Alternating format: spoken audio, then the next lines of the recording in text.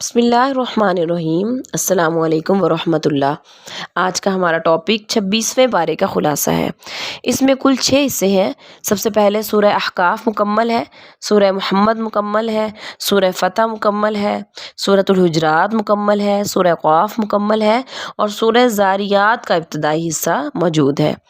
सूरह अहकाफ में जो अहम बातें हैं उनमें से सबसे पहली बात ये कि वालिदैन के साथ हुस्न सलूक का बयान है। फिर हमल की अकल मुद्दत का बयान है कि वो 6 माह है।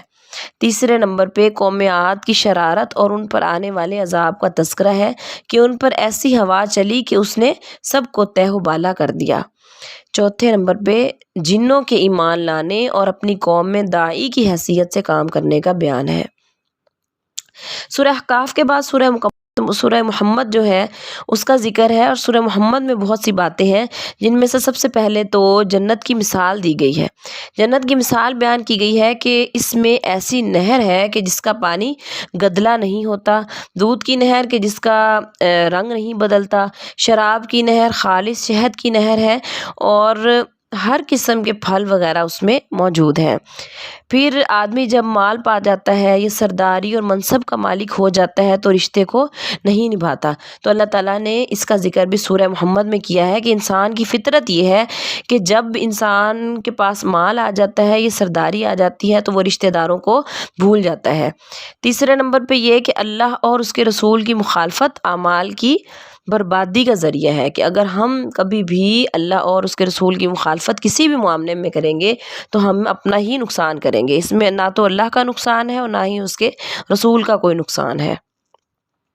इसके बाद सूरह फ़तह का ज़िक्र है और सूरह फ़तह में जो बाज़ बातें हैं उनमें से पहली बात यह है कि इस सूरत में फ़तह मुबीन से मुराद या तो सुलह हुदैबिया है या फ़तह मक्का या फ़तह मक्का मुकरमा, जैसा कि मुफस्सिरीन का यहाँ इख्तलाफ है।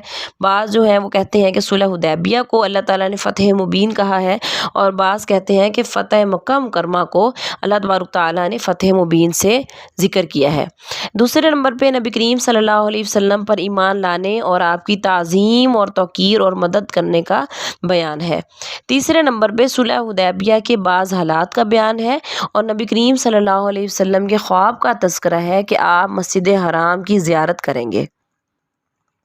पाँचवें नंबर पे सहाबा कराम यानी सहाबा कराम रज़ी अल्लाह अन्हुम बाज़ उम्दा सिफ़ात के मालिक थे, उनका तज़किरा यहाँ पर किया गया है। इसके बाद सूरह हुजरात है। सूरह हुजरात में जो अहम बातें हैं उनमें से सबसे पहली बात यह है कि नबूवत और रिसालत का मकाम बताया गया है। फिर दो जमातों के दरमियान इख्तलाफ की सूरत में इस्लाह की कोशिश और बगावत करने वाली जमात के मद्दे मुकाबिल खड़े होना, यहाँ तक कि वो राह रास्त पर आ जाएं, ये बताया गया है। तीसरे नंबर पे समाज को तबाह करने वाली बाज़ सिफ़ात का ज़िक्र है कि उनसे हमें बचना है। कौन कौन सी हैं वो, जैसे कि ग़ीबत है, चुगली है, बदगुमानी है, ये जो चीज़ें हैं। इसी तरह बुरे अलक़ाबात से एक दूसरे को बुलाना है। हमारे यहाँ बड़ा कॉमन है ये कि हम एक दूसरे के नाम को बिगाड़ के बुलाते हैं। तो अल्लाह तबारक ताला ने बड़े खुले अल्फाज में सूरह हुजरात में मना किया है कि किसी को भी आप नाम उल्टा करके या बिगाड़ के ना बुलाएं, बल्कि सही नाम से पुकारें।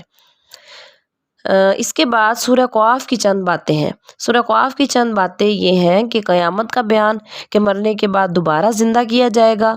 फिर कौम नूह, अस्हाबुर रस, समूद, आद, फ़िरऔन और अख़वान लूत की तकज़ीब का बयान है।